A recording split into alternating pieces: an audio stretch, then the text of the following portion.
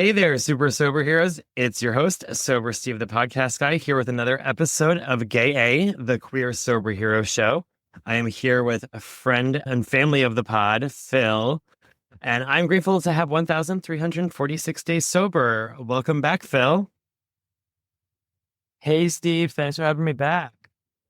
Yeah, why don't you share where you're at with your recovery?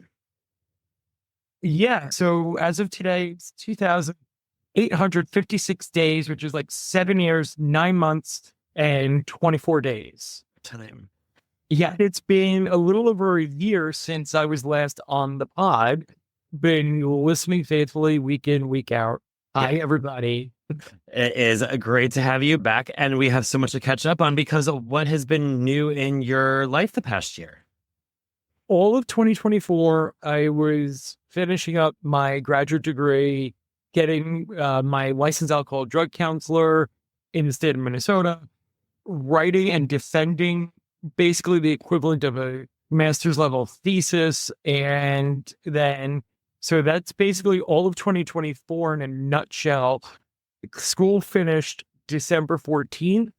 December 15th, I moved into my own apartment, which you can see, and then was here in Minnesota for Christmas because there was just too many moving parts to try to head back east and see my family. January 19th, I turned 42, which Hitchhiker's Guide to the Galaxy is the meaning of life. So between moving and turning 42 and graduating and starting a job, a whole bunch of people in my life were like, hey, you should have a birthday housewarming party. So that happened 2 weeks ago. And I think I'm still recovering from it because I'm 42, not 22. But when you and I were kicking around ideas on the topic and everything of this episode, it's about coming out the other side. Roughly the last ballpark 6 months of 2024, I was trying to do everything right. I was trying to, at my internships, be like the first person to volunteer to do things because they're going to love me even more and they're going to offer me a job and it's going to be exactly what I want and life is going to be great and dandy and all the things. Didn't exactly happen. As somebody that I look up to in the room says, oh, gee, Phil got served my humble pie from the universe. Mm-hmm. And you know what? I did. And that's okay. That's okay. But I landed on my feet. I would have loved to have gone back to the East Coast for Christmas, but the week before Christmas, right up until Christmas, I was doing job interviews.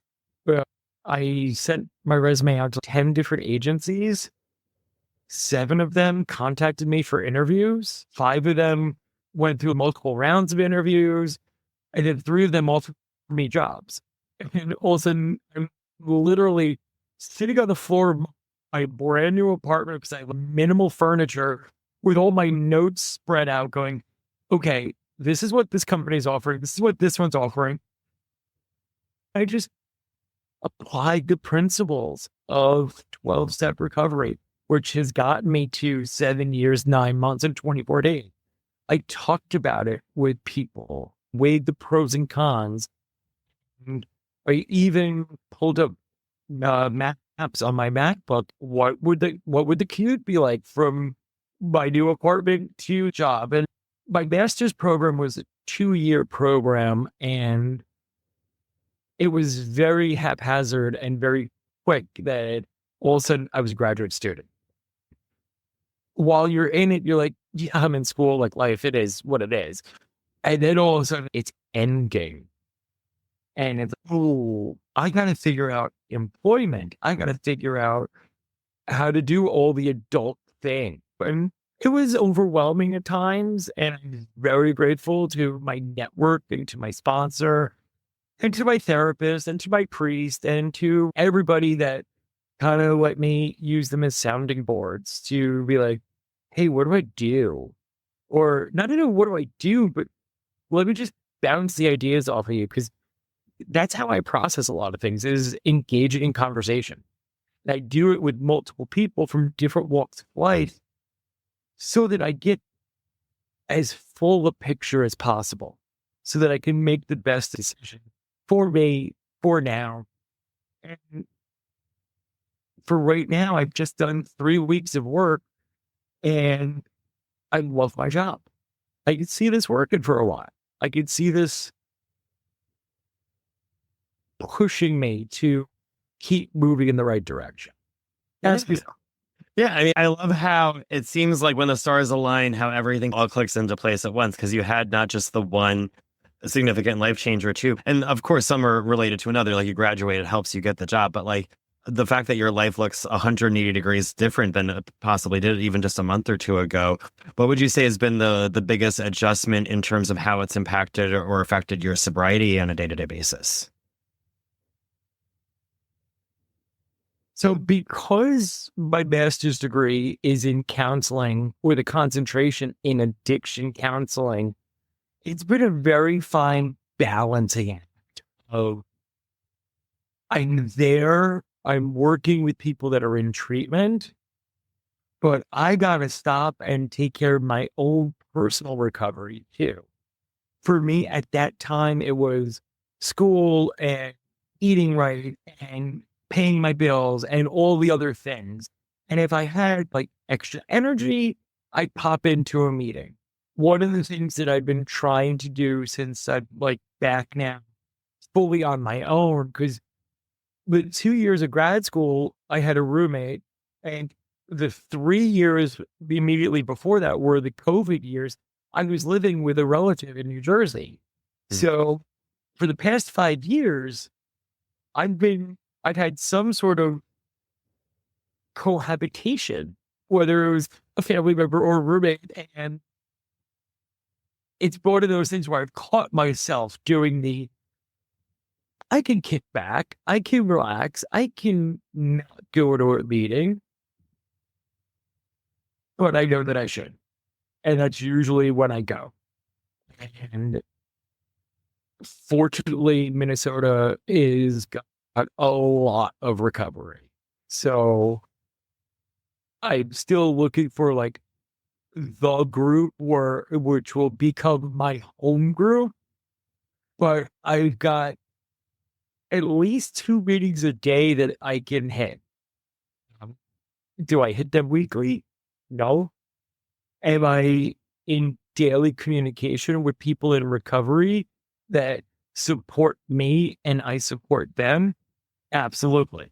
So, yeah, that's things have changed. Yeah, and I think it's about having that balance. And for me, what I love about my meeting schedule is I have the ones that go to weekly, but there's also my home group that I got sober in. It is 9 p.m. every single night. So I think sometimes just even knowing that you have that kind of solution or you have that backup plan helps you go through the day with a little bit more confidence. Absolutely. Actually, like I mentioned earlier, my birthday was the other day or a couple of weeks ago at this point. Somebody in my network here in Minnesota messaged me like a day or two after on Facebook and was like, "Hey, happy belated birthday." And I was like, "Oh yeah, thanks, cool." And because I miss you, I haven't seen you in a while. We got to get settled into the new routine and everything else. And his birthday was just like 2 days ago, and he was having a party for his birthday, and I was invited, and it was a mixed party, and by mixed, gay and straight and people in recovery and people not recovery because they don't need to be in recovery. But it was interesting to watch the dynamics of the room because the 12 steppers all like huddled together and we're like, yeah, don't be surprised if we see that one in a meeting. Or who knows? But and it turned into an impromptu meeting. Because of the fact that I hadn't seen a lot of those folks in a while. And so it was like, hey, let's catch up. What do you got going on? One of the guys, I actually met his partner, and his partner is in college right now doing the bachelor's level alcohol and drug counseling that I just finished my master's level of. And so it was a meeting, it was a little bit of networking. I was like, the universe was just in total alignment. And the universe was in total alignment because I was 100% sober. Yeah, that's awesome. And with all of these changes in your life, and you've reached a lot of goals that you were looking forward to for so long. Obviously, though, it's not game over. So, what's next? What are you working towards now in terms of goals?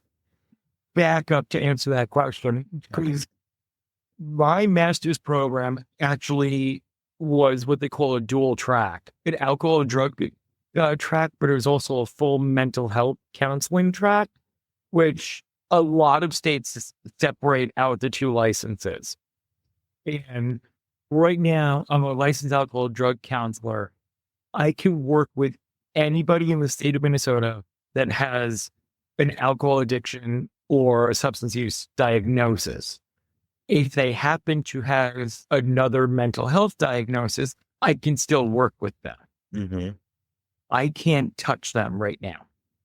And the reason why I'm explaining all that is while I was in my final semester of grad school, Phil got a little overzealous and a little bit of an overachiever. And I actually took the licensed professional clinical counselor exam. Now, aside from the education and the exam, you then have to do 4,000 hours of clinical work, which equivocates to about 2.5 years of full-time work. Obviously, I wouldn't get my license after taking the exam, but I wanted to get the exam out of the way while I was still in school mode, taking everything else. I missed passing by 7 points. Oh, no. And at the time, I was kicking and screaming and throwing a little bit of a diva temper tantrum. Now, I've got the time for it.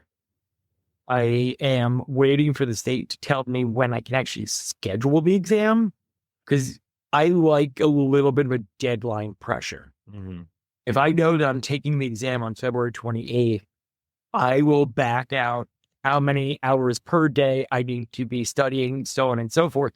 So that's the next thing I'm working towards is that the licensed professional and clinical counselor. I like to have a couple of things going all on at the same time. And like I mentioned, I have 3 job offers. The offer that I wound up taking is with an employer that is more what they call co-occurring. They do mental health and substance use. And that other license that I was just talking about is actually going to be job requirement.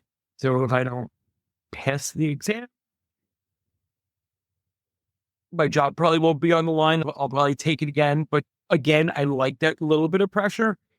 But part of the appeal for that employer was they just restructured everything. We were literally getting in at the ground floor of this new mental health addiction services line with my employer.